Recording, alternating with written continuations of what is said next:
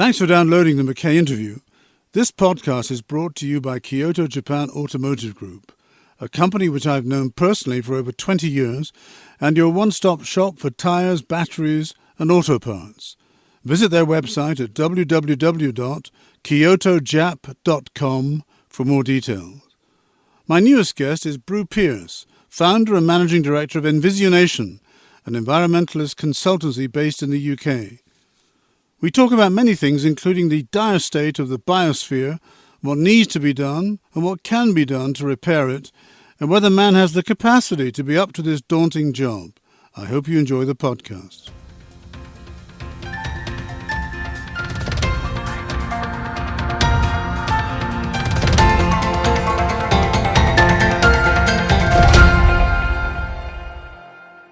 Hello, everyone.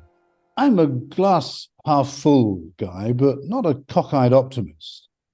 If there's a problem to be confronted, I like to search for a sensible solution. Well, almost always, anyway. I'm not a fastidious perfectionist, but the environmental problems of planet Earth's survival today do seem daunting, to put it mildly, and to find solutions to those problems based on reasoned analysis in only 30 minutes. Well, it's an important subject, certainly worthy of more time, but I'm going to give it my best shot today. Bru Pearce is my guest today, and he's the founder of Envisionation, an environmental consultancy dedicated to the whole Earth system. I met him about a year ago at a science conference in Geneva, and as a non-science layman, was fascinated by his story and his approach. So too, by the way, were the various experienced climate scientists and quantum computing experts with whom I was privileged to be in the room. The conference was the biennial workshop of the International Center for Earth Simulation Foundation, ICES, created and organized by Dr. Bob Bishop, a dear friend who's been on this show a couple of times in the past. 15 years ago, while researching for a proposed TV series on climate change, Bru connected with many scientists who are specialists in their particular fields: forestry, oceans, ice, deserts, physicists, chemists, and biologists. What they all had in common, he told me, was deep concern about changes taking place within their particular field of expertise. But what they lacked was understanding of each other's disciplines and the interactions that take place between them. Envisionation is about joining the dots to get a full understanding of the biosphere functions and humanity's impact on it.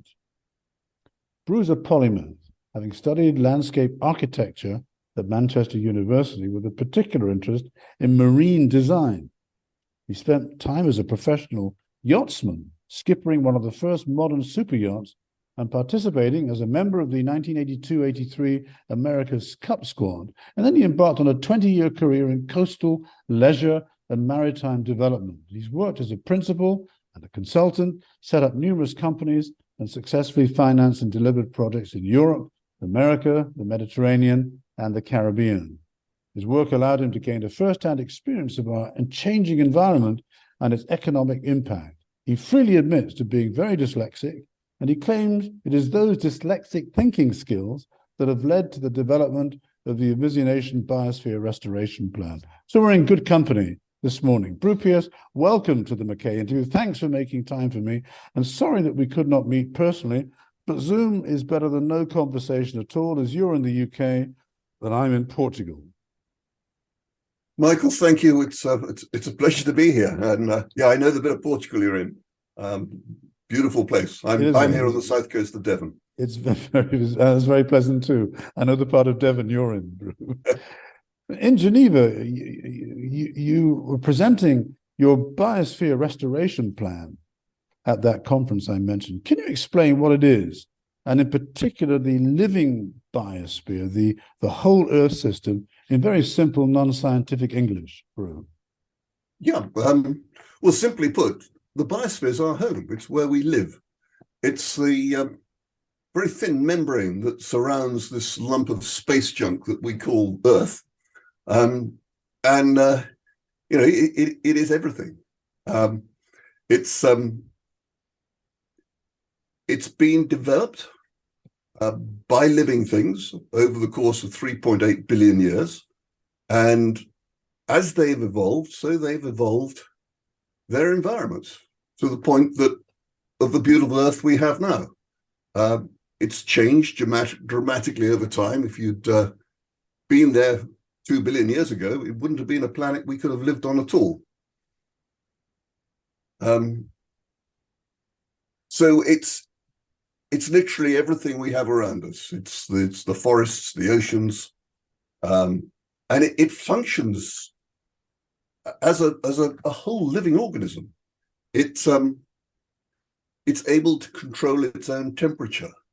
The forests effectively sweat. The oceans evaporate water. And out of the forests and off the surface of the oceans come microparticles, which, as they go up into the atmosphere, form nuclei for the droplets that form clouds. So all those living things together actually have the ability to control our environment. I see. Bru, you know that there are many Jeremiahs around us today. You know that better than me. Prophets of doom with stories to spin and to exaggerate about imminent Armageddon.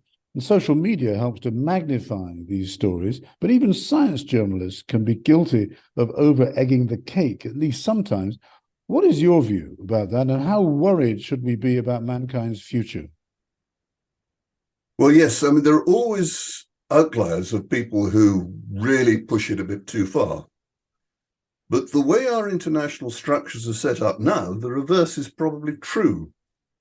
The scale of our problems is, generally speaking, underreported. Now, as evidence of that, I would suggest if you review the past 30 years of IPCC reports, you will see that the observational science, i.e. actually what's happened, follows the very worst case predictions and is often above consistently over that period. So, yes, the situation is very serious. And, we are right to be, and you are right to be deeply concerned. And in fact, this was the starting point for Envisionation's work. So just give me a few pointers as to some of the things that you picked up immediately when you started doing this research about the danger we're in. Well, yes, certainly. One of the first things we picked up was that people were sorry for me. Somebody outside my window is turning things on. Beg your pardon. What we picked up first off is we met a bunch of different scientists and from different disciplines. So people who were specialists in the Arctic sea ice and were deeply concerned about that melting were not taking into account of the work of the people who were looking at the Amazon forest and the loss of forest there and the changes in the way that cloud formation was happening and rain patterns were changing, and how the interaction of those things were impacting each other, which was where we started to see the rationale behind the underestimation of a lot of this. Yeah. Although, in fact, of course, on that underestimation, we also saw the vested interests that were impacting people's thought processes. Sure. Well, there are bound to be lots of vested interests because there's a huge amount of investment, as you know, in all of this. Yeah. Give me one or two other examples, particularly in terms of the vegetation and the drought. Yeah, I think it's the feedback loops that really start to concern one. You look at all that observational data and you see exponential curves. By which I mean acceleration. It's not a linear situation. It gets exponentially worse every year. And the reason those things happen is that we have this whole raft of feedback loops going on. So we've got the ice melts. As the ice melts in the Arctic, it reveals dark ground. Sunlight falling on dark ground gets absorbed, whereas sunlight falling on ice is reflected back into space. Right. So the dark ground warms, it absorbs solar energy, which warms the atmosphere, which then melts more ice, which allows frozen vegetation to start to rot. And that releases CO2 and methane, both of which are greenhouse gases. Methane in particular is a much stronger greenhouse gas, which warms the atmosphere, which melts the ice, and so on. And as that happens, the temperature gradient between the equator and the poles starts to change, reduce, and we get a much wavier jet stream, which disrupts the weather patterns. And with disrupted weather patterns, you get longer droughts, and you get trees that die, and dead trees burn, and burnt trees put CO2 into the atmosphere and soot, and that soot goes up into the high Arctic and lands on the ice, turns it dark, and it melts faster, and so on, ad infinitum. So that's quite they're winding each other up. That's quite a grim picture you're painting, Bru. Is there anything that we can do about it? Yes.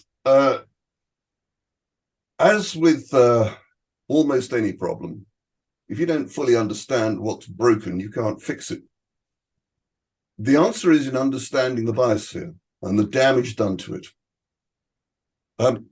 Our climate models tend to lack biological input and understanding. They're heavily influenced by chemistry and physics. And they don't take account of the big impact of human civilization over the past 10,000 years has been the reduction by more than 50% of the living things that drive and stabilize our biosphere. I remember you mentioned that in your presentation in Geneva, Bru, and I'm actually amazed that an organization that's looking into climate change would not include biology or biological understanding in what essentially is a green planet. Yeah, well, quite right. It amazes me too. And of course, there is a lot of biology in there, but not to the depth that there needs to be. And it's only recently that there's been a lot of work on documenting the total amount of living biomass on the planet. And it's our own work where we really dug down into the changes that have been made. I mean, one of the things I did a lot of was reading the reports of the early explorers. Captain Cook's log. There are some fascinating bits in there where they describe coming round headlands and seeing vast shoals of fish and manatee that would go on for miles and miles. And Captain Cook was sailing, just to remind us, in the late 18th century. Is that correct? Yes. Late 1700s. Yeah, exactly. 1750s. Yeah, exact date, but the exploration, discovery of Australia, and first person to sail around Australia, the circumnavigation of the globe. Yeah. But you can very easily look back and see that the natural landscape was dramatically different in many places. And in fact, you learn this at school. Europe was covered in trees in Roman times. The green fields of England, we think is a wonderful natural landscape. Actually, all over the world, the natural landscape is just tortured, greatly reduced. And that's reduced the ability of the biosphere to self-regulate itself, to stabilize its temperature. Going back to the modelers, I mean, the impact of that is that most of those models look back at the paleo record. They look back at what happened throughout the last ice age cycles, and particularly what we describe as the interglacials, the warm periods. And we live in a warm period. It's what we describe as the Holocene, and it's an extended warm period. Under normal circumstances, we would probably be descending into the coming ice age. Yeah. That's not going to happen now, but it's it's a very different change. And what the models don't take account of is the loss of that stabilizing ability. So the tendency for extreme weather events, in our view, is increasing dramatically because of that, and it's not shown. Okay, but I understand your point that man, the progress of man, has denuded the planet in many ways. But tell me a little bit more about how we got here in terms of the, in your opinion, the structures that have had a negative effect, even though mankind has made great progress. Tell me a little bit more about that, as you see it. Yeah, certainly, good question. Having identified what has gone wrong, why has it gone wrong? And the answer to that is we have allowed the destruction of all those living things. Now, we didn't have the knowledge to understand the damage that we were doing in the past, but we're gaining and have that knowledge now.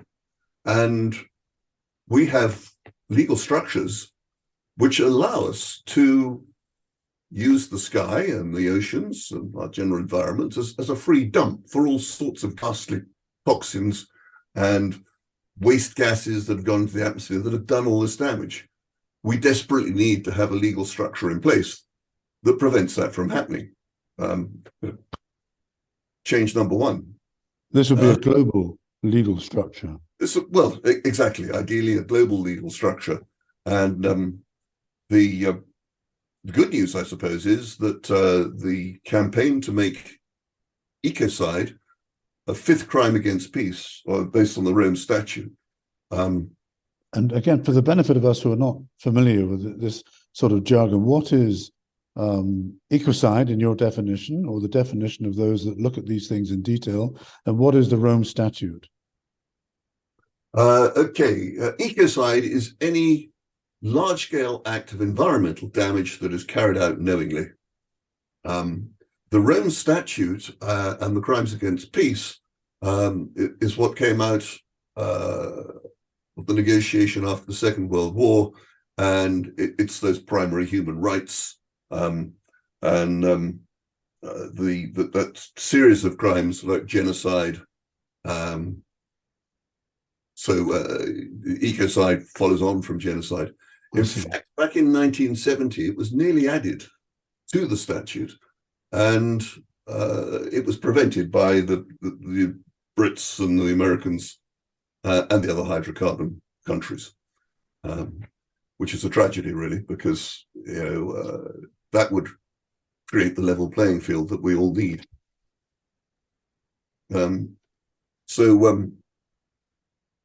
It's pulling all of these things together, our impact on it. The other side to this, the other thing that's gone wrong beyond the legal structures, is that our Earth system accounting is completely fraudulent. And when I say that, I refer back to the environmental damage we've done and the cost of restoring that damage. So until you take that fully into account, you place yourself in a position where you make assumptions about value and wealth, which are not realistic. In fact, to explain that, we carried out an exercise where we assumed that Envisionation had been employed by an intergalactic investor that was considering purchasing the multifaceted organization Earth Inc. Right. And we were asked to carry out a due diligence report and take a look at it. And of course, we carried out that report or carried out work, and our report, when it went back, said, sorry, but Earth Inc. fundamentally is bankrupt. It's not on a sustainable path, and the fundamental problem with that is it's being appallingly mismanaged. Oh.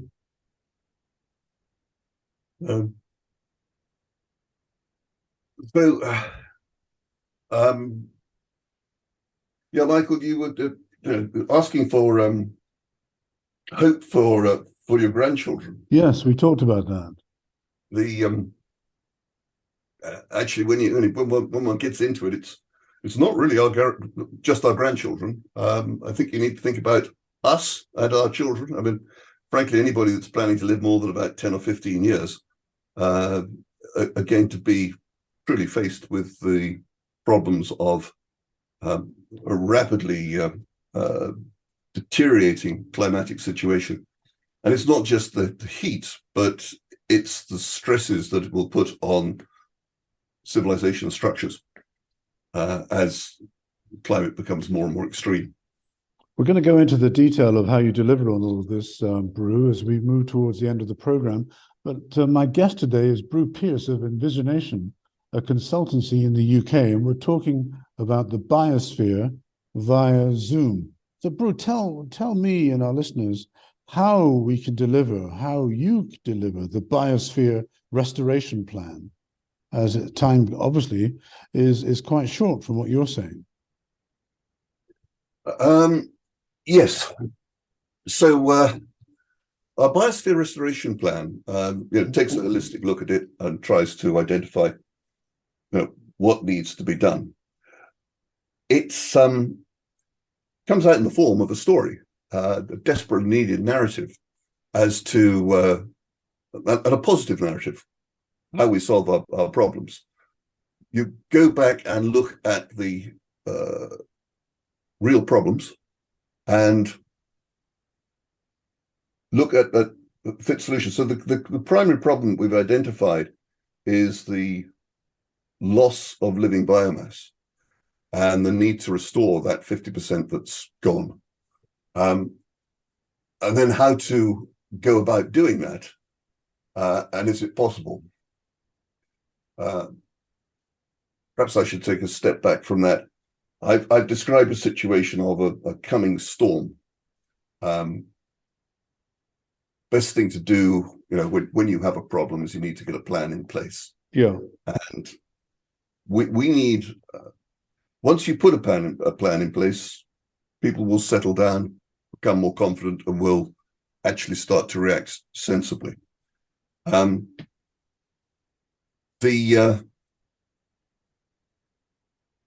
Sorry, I'm losing my thread for a second there, Michael.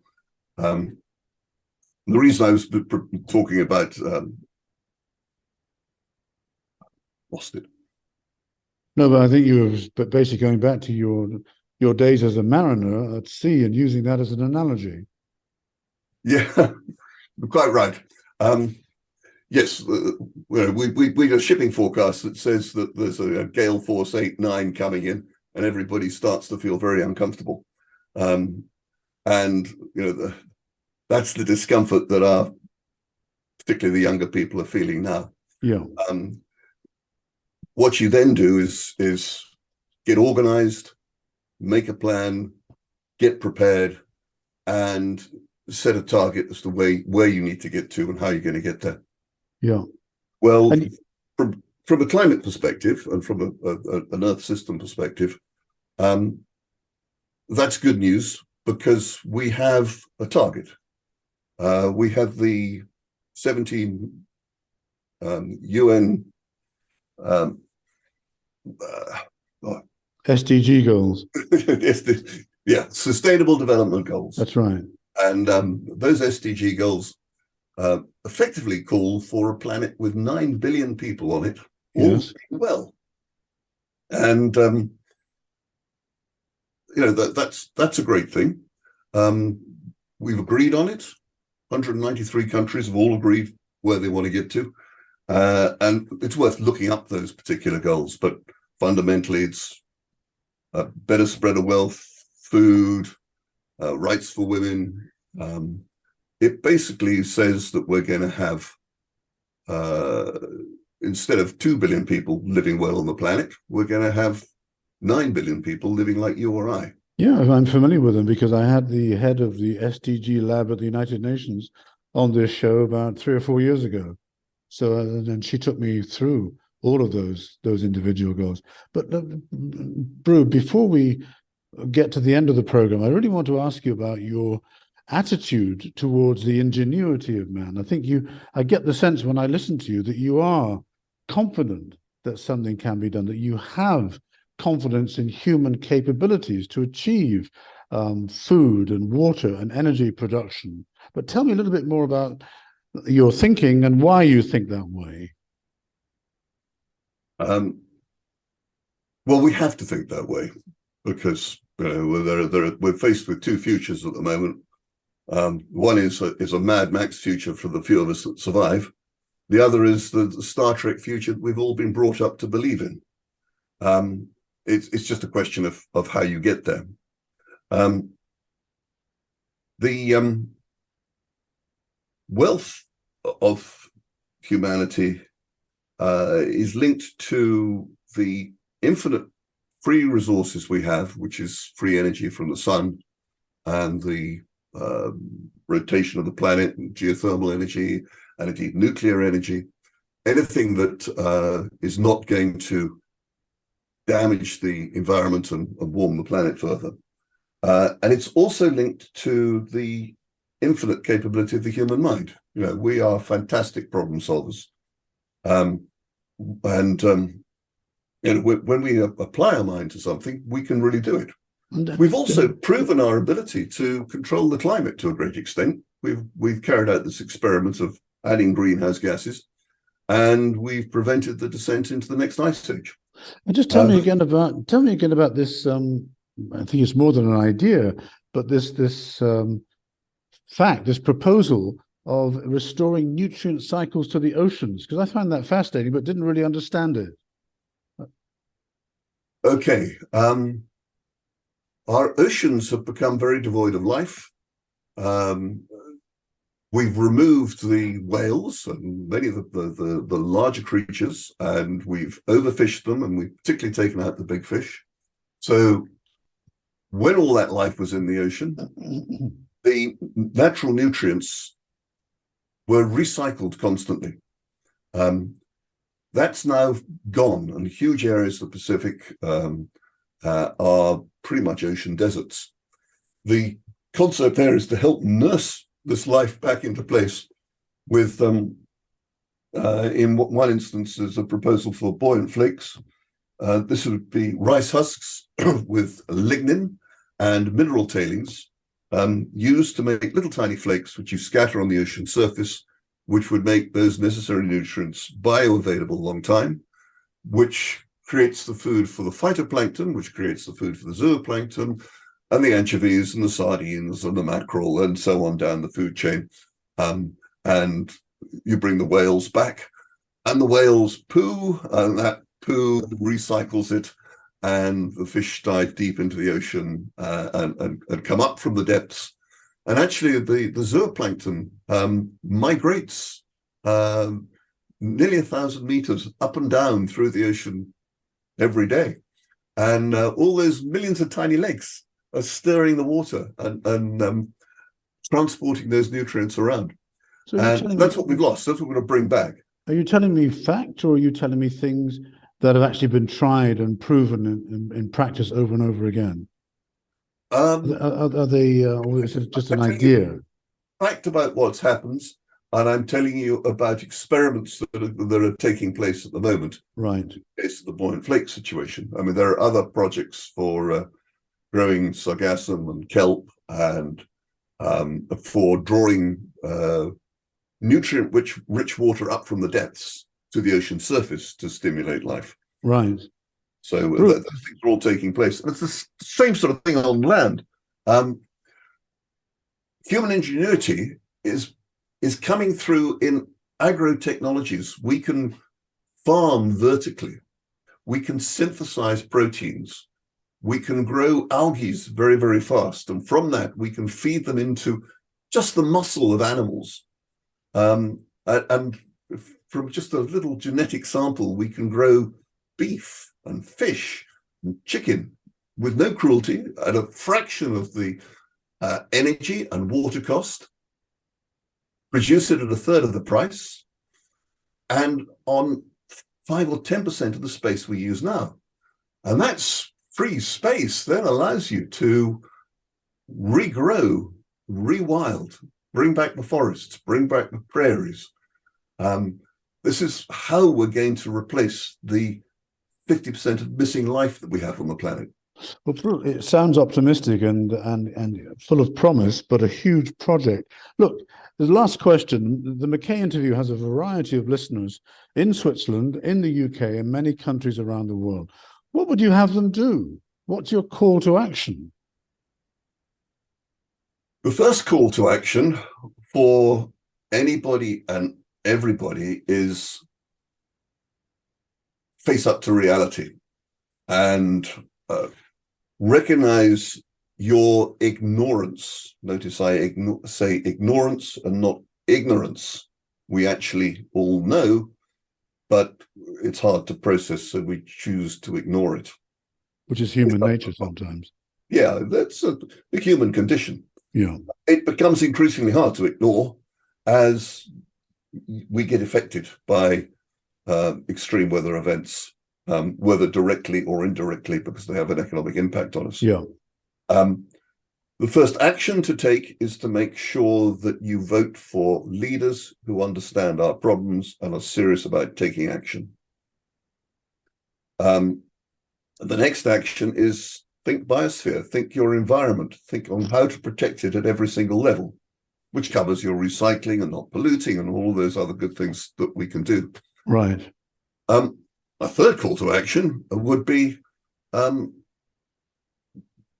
we, and I'm speaking of Envisionation and the broader group of people network that surround us, need help, and we need people to help us develop the message, get the message out, and we need people to invest in the biosphere restoration and bring the biosphere restoration plan together.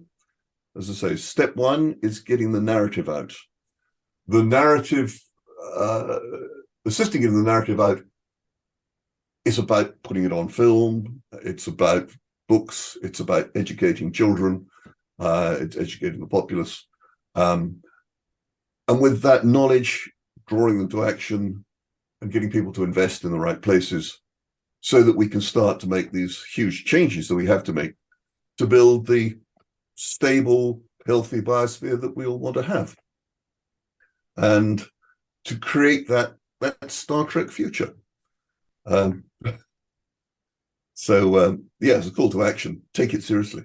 Thank you, Bru. It's been fascinating. I mean, clearly, the kind of projects you're talking about are huge, but they're vital for our survival in the long term. But I thank you for patiently answering all my questions.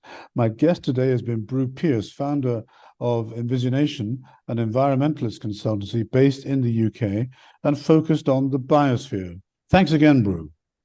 Michael, thank you very much indeed. Thanks for listening to the McKay Interview podcast, brought to you by Kyoto Japan Automotive Group, a company which I've known personally for over 20 years, and your one-stop shop for tyres, batteries and auto parts. Visit their website at www.kyotojap.com for more details. And you can find more podcasts on Anchor FM. Just Google McKay Interview Anchor FM. Thanks again for listening.